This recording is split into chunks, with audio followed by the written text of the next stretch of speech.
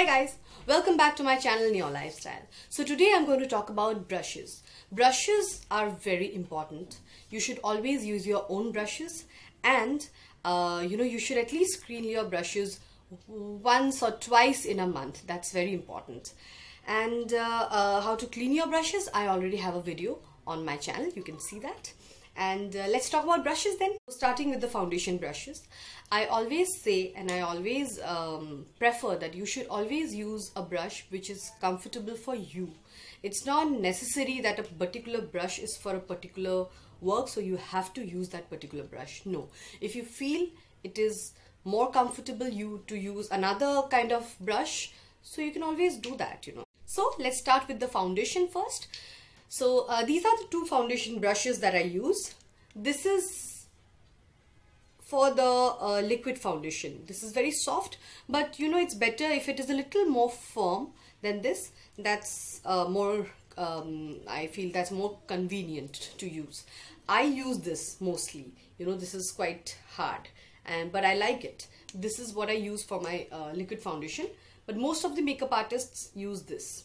So but when I use a cream foundation or a stick foundation, which is a more thicker version of foundation that we mostly use for our shootings, something like this, this or something maybe like in derma or something like that, then I usually use this sponge. Then a sponge is more comfortable to use.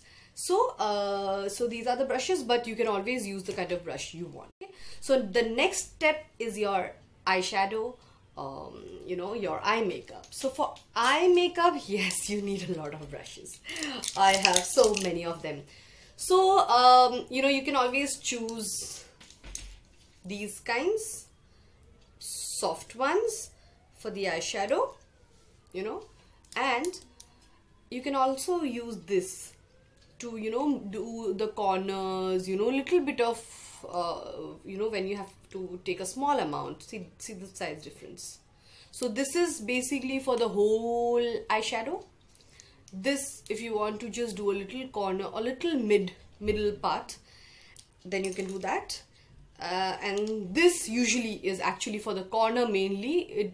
The corner, when you apply the contouring with this, the eyeshadow contouring with this, the result is very good. So you can always take a brush like this. I love this brush. This is KC027. And then this is the one to merge. Eyeshadows, if you just keep it like that, it looks very bad. So it's very important for you to merge the eyeshadow. Sometimes you use 3 colors, 4 colors. So very important is to merge. So you can always merge. So for merging, you can take a very soft brush like this.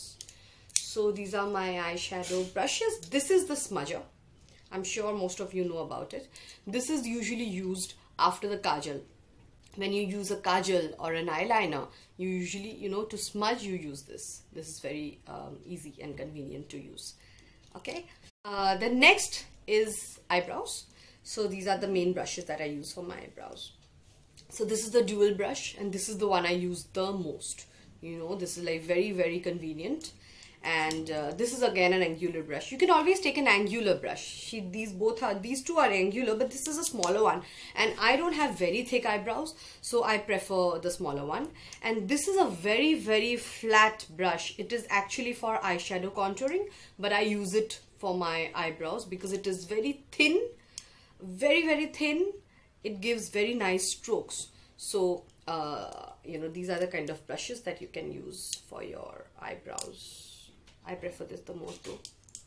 Now let's talk about the contouring and the blush-ons. For contouring, you can always take a little angular kind of brush. This is a very old brush, so I need to buy one now. So you can take a little angular one so that once you do the contouring, it's more easier. You can do it like this and then this. Maybe like this and here also, and on your nose as well.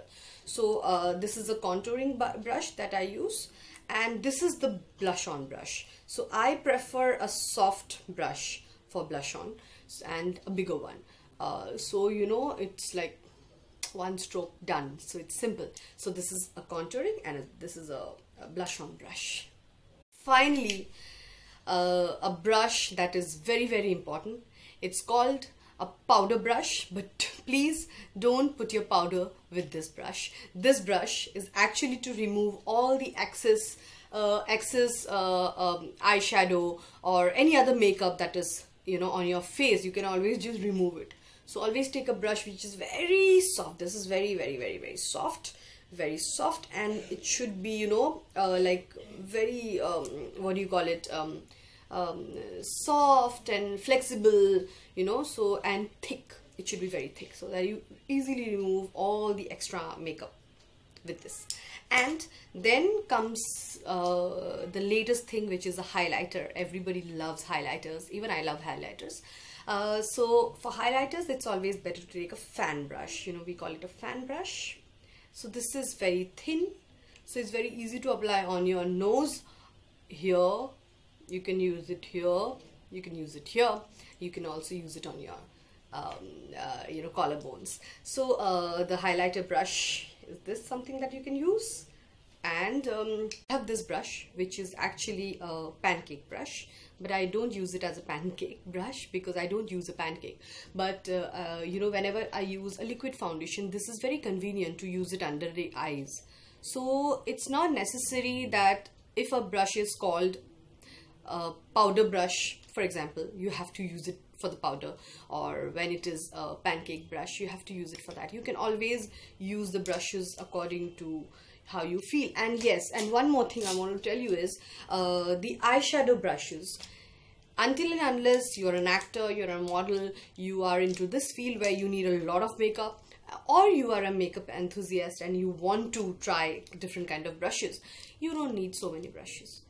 Just 2 brushes are more than enough. You know, you can always use the basic brush and the contouring brush. These 2 brushes are more than enough for your eyeshadow, so you don't need to spend too much on it. So okay guys, let me know what you think about the video, and love you guys, hope it helped you.